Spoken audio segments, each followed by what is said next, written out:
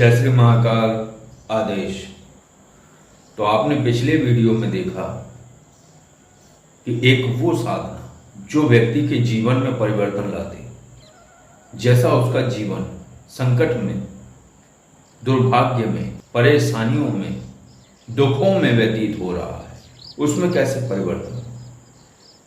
तो उस परिवर्तन हेतु जो साधना है वो बहुत अलग साधना है, बड़ी गुप्त साधना है। लेकिन उस साधना को कराने से पहले कौन सी क्रियाएं करानी होती हैं, तो वो है शुद्धि की क्रियाएं। शुद्धि का अर्थ है विषय चल रहा है पाप का, जिस पाप के कारण समस्त ग्रह इस जन्म में उसके विरोध में खड़े। कुछ ग्रह उसके अनुकूल हैं तो कुछ ग्रह उसके बहुत ज्यादा प्रतिकूल हैं। और जब प्रतिकूल हैं तो स्वाभाविक है जीवन नारकीय होगा, कष्ट में होगा। और वो ग्रह उसके कर्मानुसार ऐसी स्थितियों में बैठे हुए जो कि उसको ऐसा भीषण और भयंकर परिणाम दे रहे हैं। तो शुद्धि बहुत आवश्यक है। आपने सुना होगा या नहीं सुना है तो मैं बता देता हूं कि जब पिंडदान प्रक्रिया सही तरीके से हो और हो जाने के बाद क्या होता है। पिंडदान का अर्थ हो गया उसका इस जीवन में विराम। कौन सी जीवन का विराम हो गया? उस जीवन का जिस जीवन में पिंडदान किया गया है।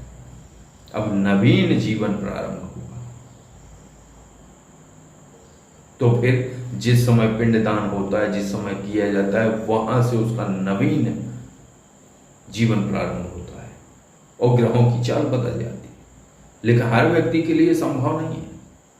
कोई भी व्यक्ति चाहे कि उसमें वो खुद बदल ले, नहीं है संभव। कुछ ना कुछ ऐसी क्रियाएं या ऐसी प्रक्रियाएं हो जाएंगी जो कि मैंने पिछले वीडियो में बताया था कि कई लोग इस पर प्रश्न खड़े करेंगे कि ये विधि के विधान में हस्तक्षेप नहीं है। हाँ, प्रथम दृष्टिया नजर आ जाता है कि विधि के विधान में हस्तक्षेप है, क्योंकि उसका प्रारब्ध ऐसा है कि वो दुखों में, परेशानियों में, संकट में घिरा रहेगा पूरे जीवन। उसका प्रारब्ध ही है। लेकिन ये क्रिया कराने के बाद उसका प्रारब्ध परिवर्तित हो जाएगा। और जब प्रारब्ध परिवर्तित हो जाएगा तो स्वभावतः दुर्भाग्य सौभाग्य में बदल जाएगा।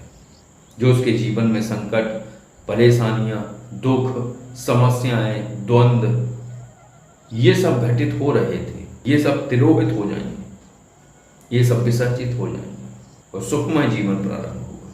तो कैसे? तो ये विधि के उस विधान में हस्तक्षेप नहीं है, क्योंकि विधि का विधान भी ऐसा ही लिखा गया है कि जिसका होना है तभी तो वो आ रहा है, नहीं तो वो कैसे आएगा?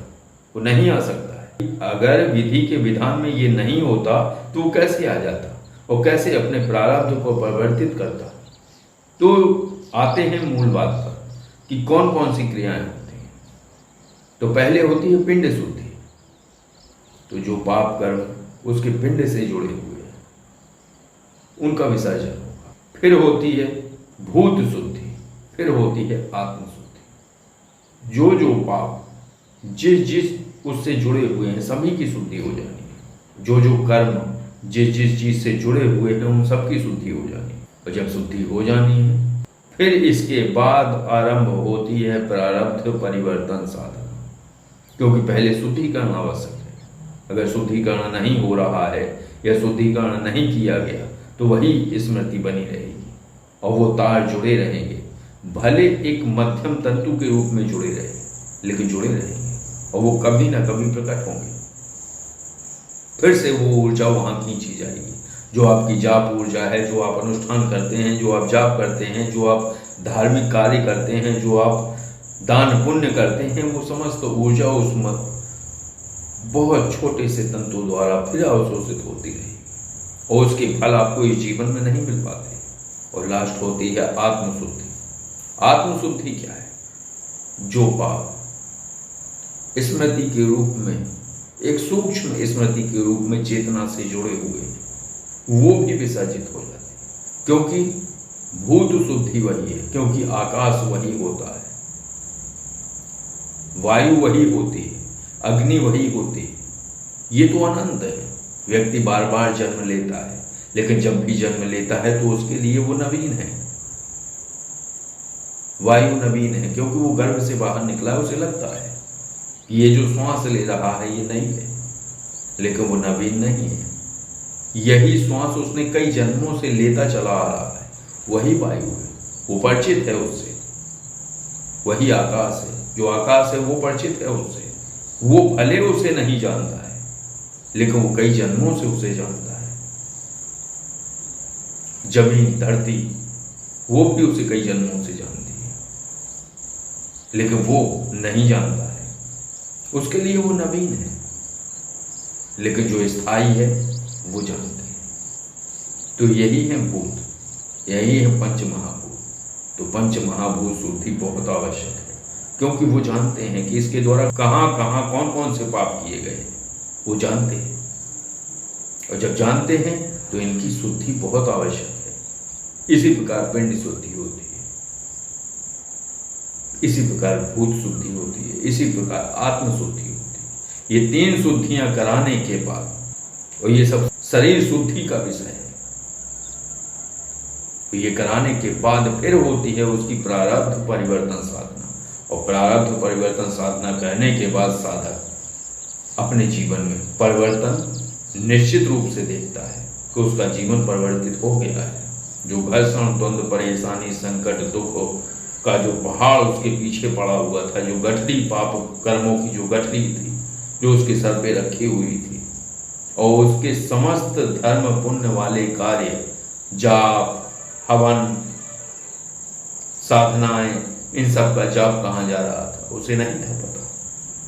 ये सब वो गठरी अवशोषित कर ले रही थी, लेकिन अब गठरी गिर गई, खो गई गठरी, अब गठरी ना रही। तो जब पाप कर्म और वो गठरी विसर्जित हो गई, तो फिर उसके जीवन में जो वो करेगा, जो अच्छा करेगा, जो जाप, पूजा पाठ, हवन आदि अनुष्ठान जो भी करेगा, उसका सीधा फल और सीधा लाभ उसके जीवन में प्रकट होगा। परमात्मा की कृपा और समस्त शक्तियों की कृपा उसके ऊपर उसको सीधे प्राप्त होगी। तो बस उस वीडियो का विस्तृत भाग कि किस प्रकार से ये साधनाएं कराई जाती हैं और किस प्रकार ये साधना होती है, कैसे कैसे होती है। कुछ विशिष्ट मंत्रों का जाप होता है, कुछ पुराणों के मंत्र हैं, और कुछ शक्तियों द्वारा प्राप्त क्रियाएं हैं। तो उन सब का अलग प्रक्रिया निर्मित हुई, अलग सिलेबस तैयार हुआ।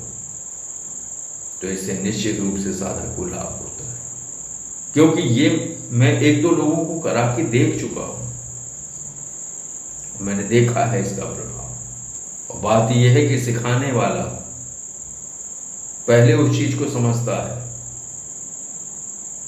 महसूस करता है, देखता है, उसके परिणाम, उसकी प्रक्रिया, और जब वो सकारात्मक होते हैं उसके प्रभाव, तभी वो उन चीजों को सार्वजनिक करता है।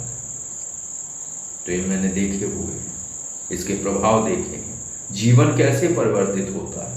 जीवन ऐसे ही परिवर्तित होता है कि जब आप या तो एकदम खाली हो जाए, जो बोझ आप रखे हुए हैं।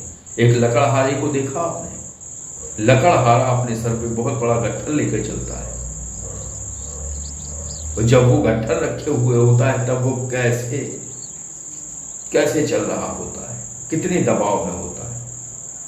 और जैसे ही वो गट्ठर गिरा देता है तब वो बड़ी राहत की सांस लेता है, और फिर उसकी चाल बदल जाती है, उसकी बातचीत। अगर लकड़हारा एक गट्ठर रखे हो, उसको आप खड़ा कर दो, और खड़ा करने के बाद उससे वार्ता करने लगो, तो वो आपकी बात का ऐसे जवाब देगा कि वो जल्दी खत्म हो, वो भागे।